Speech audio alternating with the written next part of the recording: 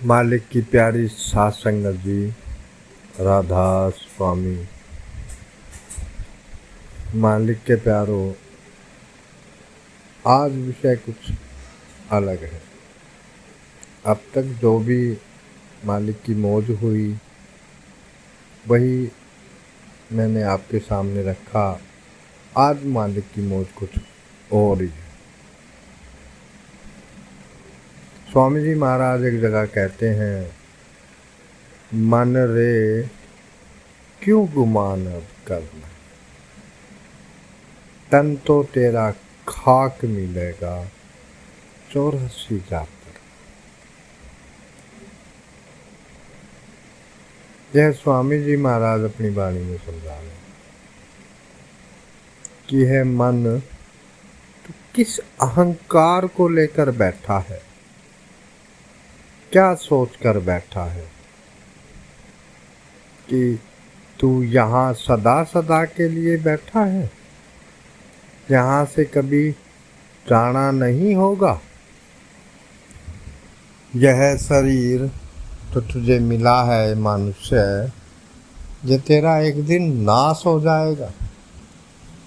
क्यों अहंकार लेकर बैठा है?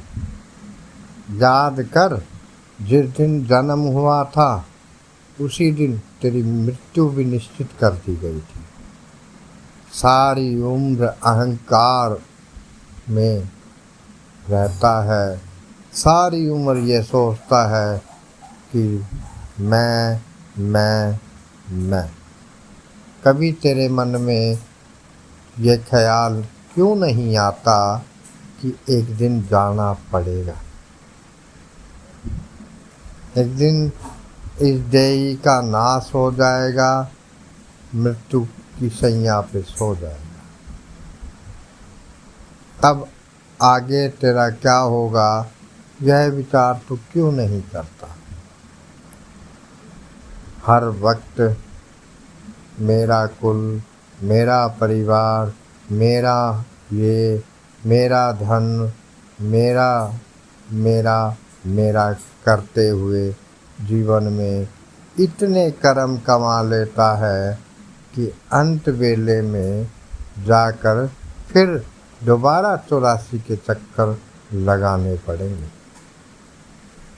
आप हमें बड़े प्यार से समझा रहे हैं। आप कह रहे हैं कि भाई इस झूठे गुमान में नहीं रहना कि कल जाकर फिर इतना भी मौका ना मिले कि फिर हम उस परमात्मा से क्षमा याचना भी कर सकें। इसलिए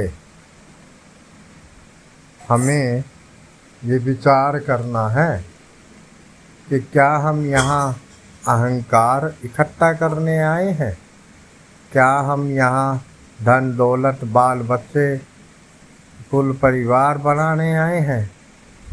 ये विचार करना है। इसलिए स्वामी जी ने कहा है कि मन रे क्यों गुमान अब करना। भाई क्यों गुमान करना है, किस चीज़ का गुमान करना है? कुल का, धन का, ओहदे का, परिवार का, किस चीज़ का गुमान है? क्या मृत्यु नहीं आएगी? क्या जीवन का अंत नहीं है? क्यों विचार नहीं करता? बार बार समझाया जा रहा है, इंसानी ड्रामे का मूल उद्देश्य परमात्मा की भक्ति करके अपने आवागमन को छुटाना है, ना कि यहाँ मैं करके फिर 84 के चक्कर में जाना। और आवागमन छुटाने का केवल एक ही साधन है कि पूर्ण संतों की शरण लेकर उनके बताए हुए मार्ग पर चलना। मगर इंसान की हालत क्या है?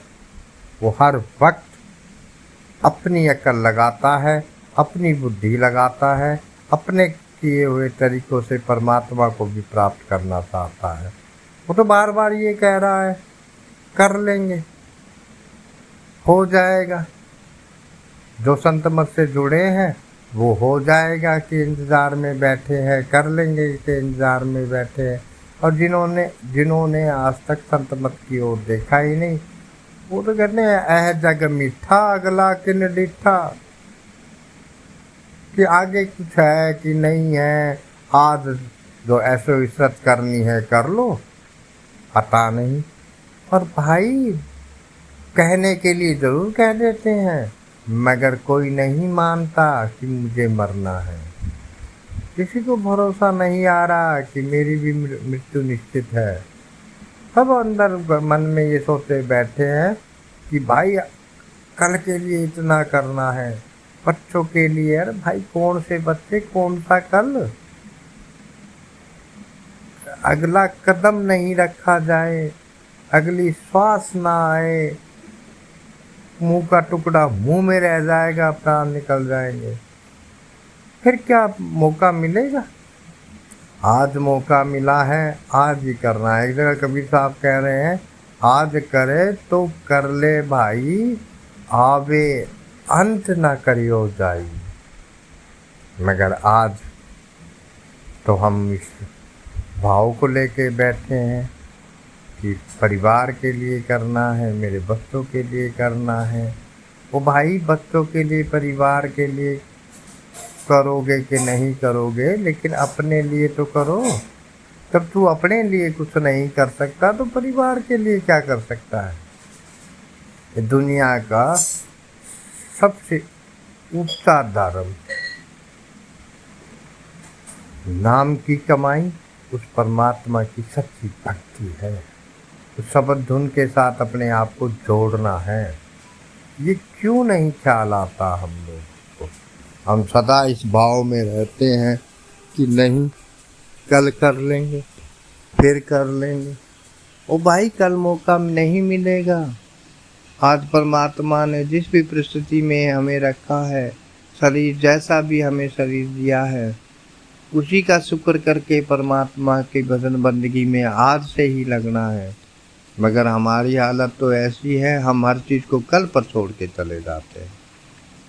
संतों को भी हम बिल्कुल नॉर्मल ले रहे हैं।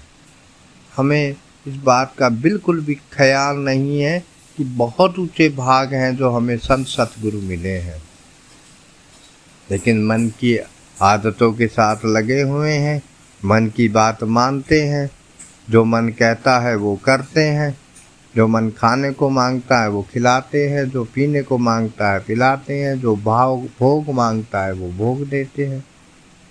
ओ भाई इसको कुछ भी दे लो, ये तृप्त नहीं हो सकता। ये तृप्त तब होगा जब ये अपने असल में जाके मिलेगा। और आत्मा को भी तसल्ली कब मिलेगी? जब वो अपने असल में जाके मिलेगी। और ये अपने असल में कब जाके मिलेंगे?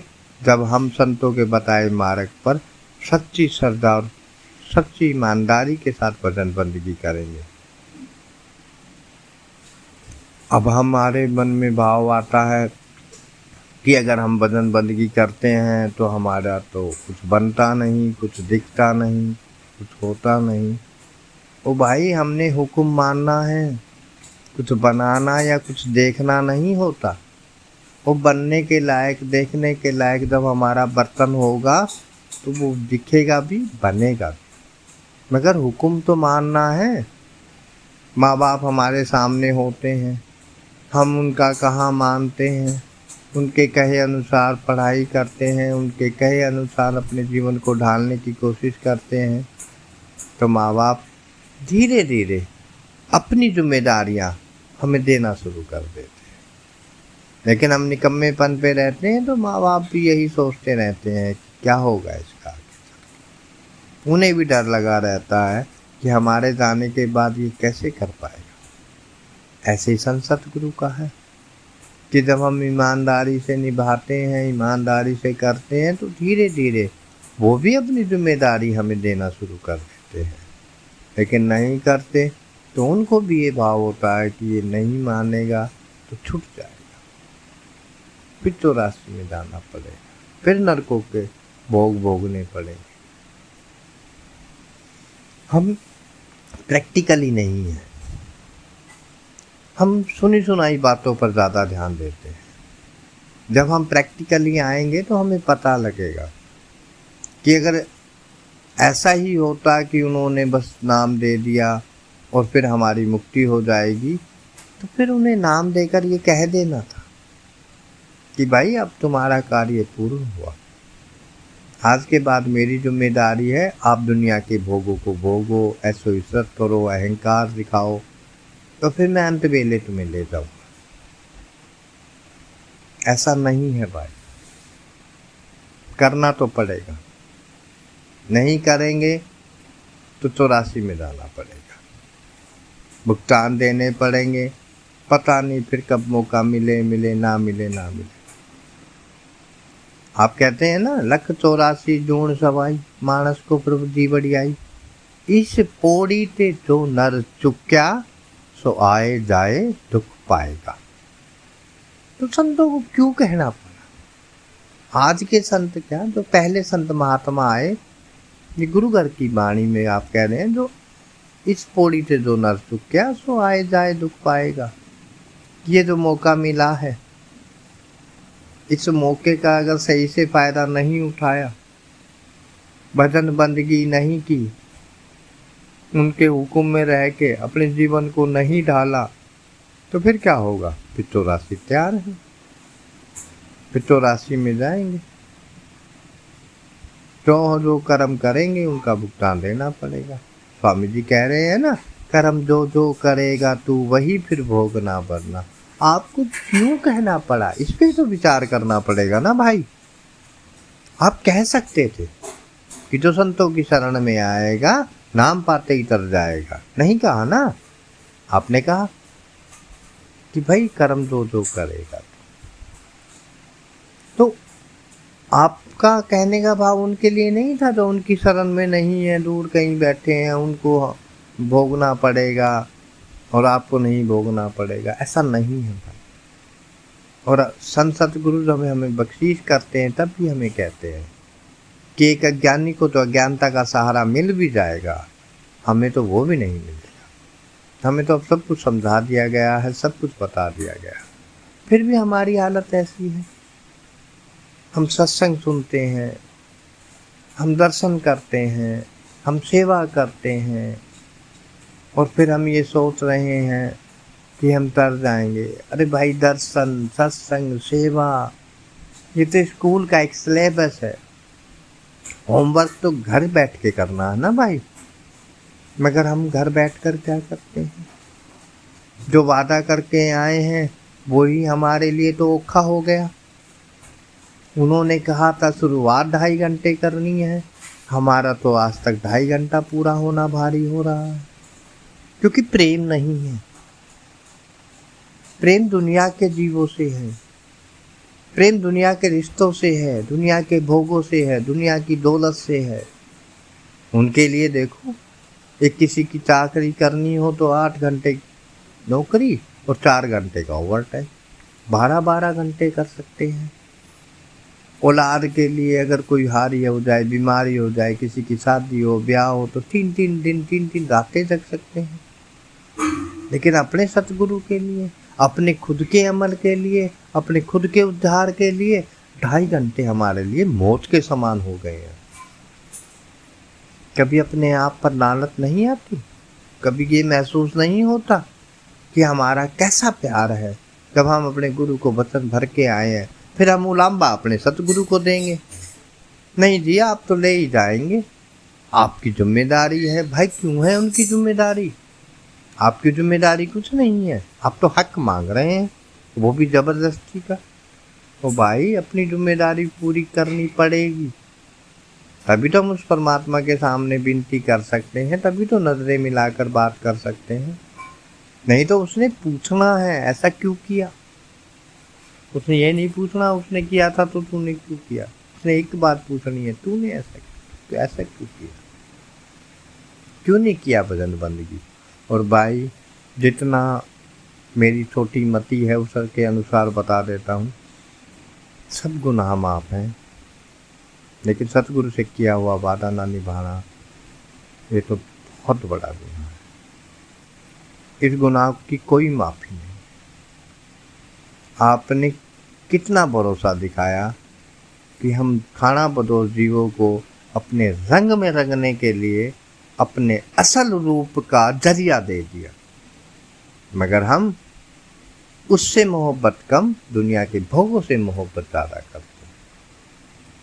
हम बाहर के स्वरूप के दर्शन करने को ही अपनी भक्ति समझकर बैठ गए हैं, बाहर के सत्संग को सुनने को ही अपनी भक्ति समझकर बैठ गए हैं।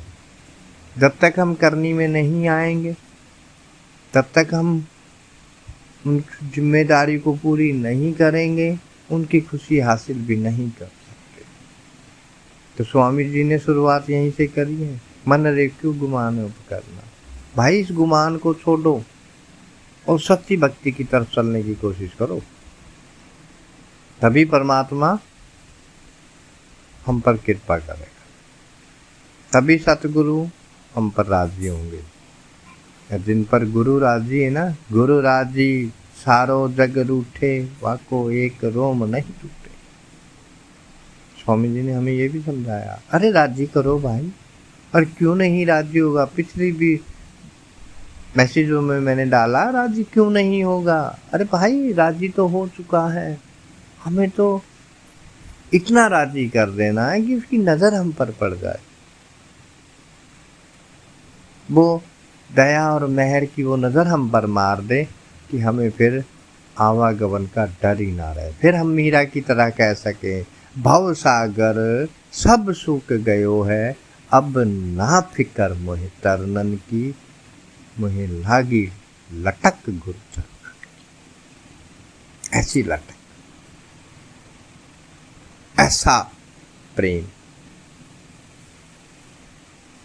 कि ना हम उसके बिना रह सके, ना वो मेरे बिना रह सके। ऐसी मोहब्बत, ऐसा इश्क।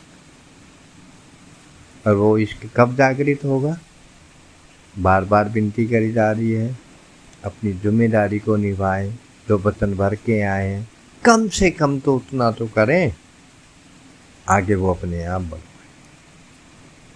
आज के लिए संगत के लिए बस इतना ही। आगे जो सतगुरु प्रेरणा देंगे फिर आपके सामने हाजिर होंगे। संगत से विनती है, बार बार विनती कर रहे हैं, सब्सक्राइब करते रहें, लाइक भी करें अगर पसंद आ रहा है, और कोई संशय है तो कमेंट भी कर सकते हैं। राधा स्वामी।